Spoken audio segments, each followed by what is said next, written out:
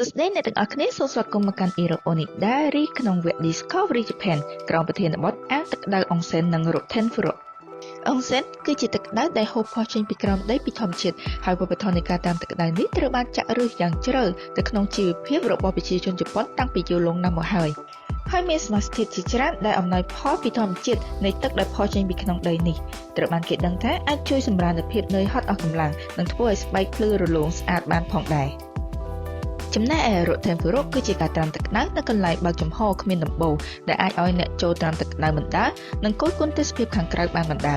សម្រាប់ប្រជាជនជប៉ុនអុងសែននិងរថេនហ្វូរ៉ូមិនត្រឹមតែជាកន្លែងងូតទឹកត្រាំទឹកក្តៅសម្អាតរាងកាយប៉ុណ្ណោះនោះទេប៉ុន្តែក៏ជាកន្លែងសម្រាប់ព្យាបាលផ្លូវចិត្តនិងជាកន្លែងបង្កើតទំនាក់ទំនងរវាងមនុស្សនិងមនុស្សផងដែរ